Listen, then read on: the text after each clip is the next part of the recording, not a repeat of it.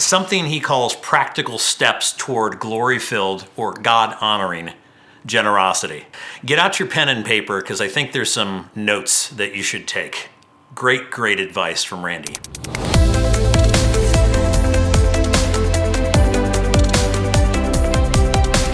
Hey guys, it's Greg Dean, and this is the Joyful Giving Podcast. I want to do a little godly family theft today and steal a little bit from Randy Alcorn. He has a number of gems in a few books, but the one that I've been studying, I've actually listened to twice, is called The Treasure Principle.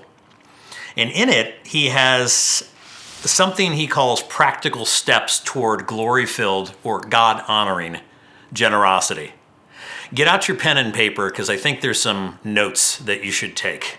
Great advice from Randy.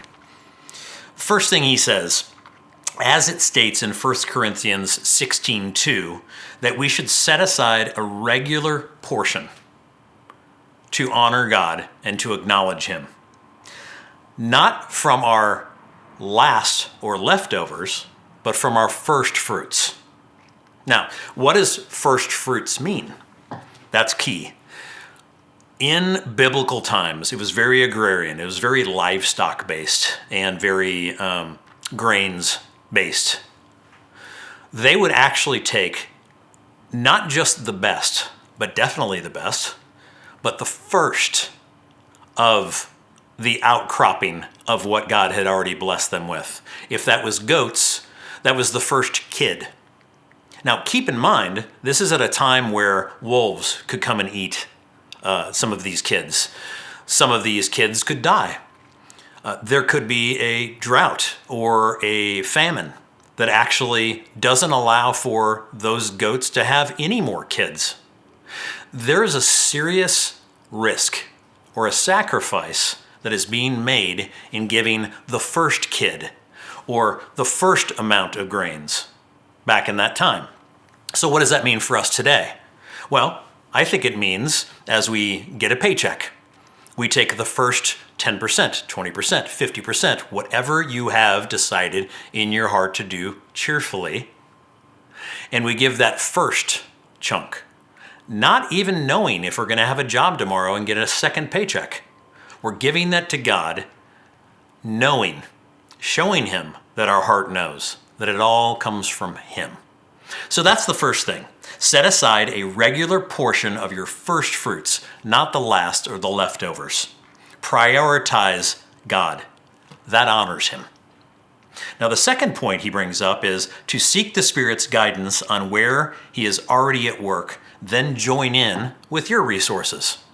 If you are aware of a great ministry that is, in a God-honoring and loving way, tackling the abortion industry and fighting for the most innocent and defenseless amongst us, and that touches your heart, give there. If it's taking care of those who have been traumatized by being trafficked in the sex or the labor trade, and that touches your heart, continue to put your resources toward that. Again, that's through your money, but that's also through your time and your service and volunteering, right?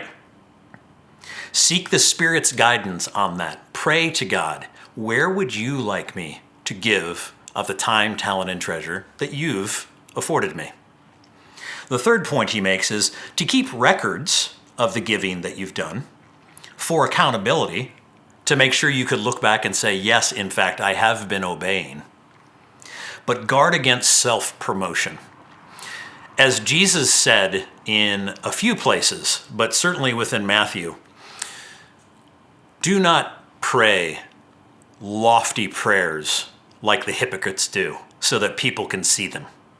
Do not give. In fact, don't even let your left hand know what your right hand is doing. And when you fast, that's a key one right there. When you fast, anoint yourself with oil. Comb your hair. Don't walk around with I'm fasting right now. If that's why you're doing it, that's actually the only reward you're going to get. So what he's saying here is keep records for accountability's sake, and perhaps share that with your brothers and sisters in Christ. Not to one-up them, but to encourage them, to exhort them, to actually get them in on a competitive game. Could you imagine if we actually tried to outdo one another in love and generosity and compassion and kindness and hospitality? That would be amazing if we actually one-upped ourselves in that. The fourth item is pairing financial gifts with encouraging words and prayers, making it clear the help comes from the Lord. That one probably comes across as extremely obvious, but I think it's key that people understand that some wealthy person who loves the Lord hasn't given because they have extra. They've given because God has given them extra, right? So it needs to come from, hey, I'm allowing this to flow through me and over to you. So it's not even me. When you have a pickup truck that you want to give to someone because they only have one car to drive, that truck isn't actually from you, is it? That truck has been gifted to you by God to be provided to your friend, to your brother or sister in Christ. If our hearts know this, the gift becomes so much greater because it honors God. It doesn't just meet a felt need. By the way, meeting a felt need by itself without glorifying God, he calls filthy rags. Just something to think about. The last thing that Randy brings up is to rejoice when recipients thank God rather than you. To that same point, their praise is evidence the gift reached its destination, God's glory. That's why we give. We don't give primarily because there is a felt need. We don't give primarily because we're told to. We don't even give primarily because someone needs something. We give because God deserves all of our glory, all of our praise. He is worthy. He has done everything. He is our creator. He is our father. He has loved us with an agape love that we couldn't possibly return. But if we can give him little seeds back, man, is that father so pleased with his child. Yeah, that's what I want. Guys, I'm Greg Dean, and this is the Joyful Giving Podcast.